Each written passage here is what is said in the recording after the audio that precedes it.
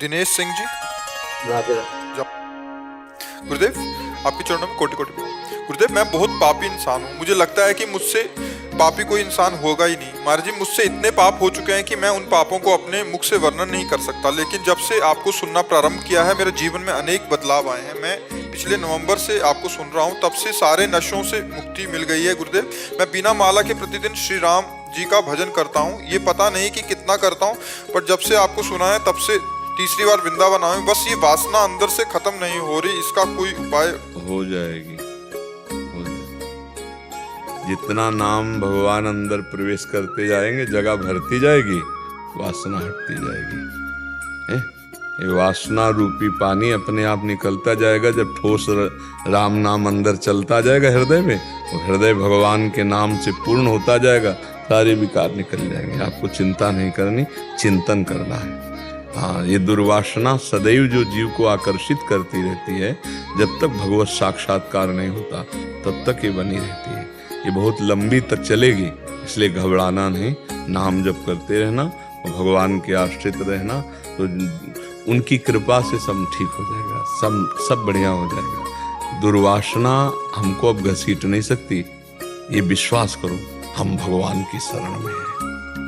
भगवान की ये जब कभी दुर्वासना बढ़े, तत्काल ध्यान करो, मैं भगवान की शरण में। ए दुर्वासना, अब तू मुझे नष्ट नहीं कर सकती, क्योंकि मैं हरि शरणम, मैं भगवान की शरण में हूँ। और सीम की चाप सके को तासु, बड़ रखवार रमापति जासु। भगवान जिसके रखवारे हैं, उसको ये दुर्वासना क्या बिगाड़ पाएगी। मस्ती लाओ, भगवान के चरणों की शरणागति। काम के कारण थोड़ा सा नियम नहीं बन पाता। जैसे सुबह देखो, भगवान को सबसे ज्यादा स्मृति प्रिय है। स्मृति तो सोते जा, तो बस फिर हम जो भी कार्य कर रहे हैं, गृहस्थी में बैठकर भजन करने का समय ना मिले तो कोई शोक का विषय नहीं। हाँ, जो काम कर रहे हैं वो नाम जप करते हुए कर रहे हैं, बस सबसे बड़ा भजन हो जाएगा।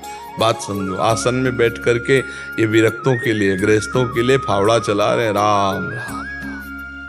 जो काम कर रहे हैं भगवान का स्मरण करते हुए, बहुत बढ़िया भजन है, बहुत बढ़िया भक्ति हो जाएगी अगर इसको करना सीख जाए। एक एक कवल में राधा। ये पता नहीं, लेकिन ये तो नहीं, अभ्यास करते रहो। हाँ, और सबसे बढ़िया धन्यवाद है कि आप अपने जीवन को सार्थक कर रहे हैं। बुरे आचरण छोड़ दिए, गंदी बातें छोड़ दी, अब आपका जीवन पवित्र हो रहा है, आप भगवान की तरफ बढ़ रहे हैं, धन्य हो जाएगा जीवन। नहीं तो फिर वही सूकर कुकर की योनियों में जाना पड़ता है। पक्का समझो, जो मनुष्य देह प्राप्त करके असत आचरण करता है, उसकी दुर्गति। जो न तरे भवसागर, अस समाज नर पाए, स्वति निंदक मंदमति आत्महनन गति जाए। वो आत्महत्यारा अपना उद्धार कर नहीं पाया मनुष्य देह में, और उसकी दुर्गति होगी। अगर आप नाम जप कर रहे हो, फिर शरीर छूट जाता है, और अगर कमी रह गई है तो अगला जन्म ऐसे कुल में होगा जहाँ भगवान की भक्ति का वातावरण होगा, और जन्म से ही भगवान की भक्ति में बढ़कर भगवान को प्राप्त कर लेंगे। इसमें घाटा नहीं होगा। पर जो भजन ही नहीं करते, गंदे आचरण करते, उनका जीवन व्यर्थ जा रहा है। तो सत्संग उनके जीवन को सार्थक कर रहा है। हम तो ये कह रहे हैं, अगर 5 मिनट भी पूरे दिन में भजन करने लगा कोई, तो जीवन की शुभ की शुरुआत कर दी। 24 घंटे में 5 मिनट बोला राधा राधा कृष्ण कृष्ण हरि हरि, उसने जीवन में मंगल बीज बो दिया। अब उसका अमंगल जो है वो नष्ट होना प्रारंभ हो जाएगा। 5 मिनट। और कहीं कोई चलते फिरते उठते बैठते नाम जप कर रहा है तो क्या कहना, सा तरत सा लोकान तारेते।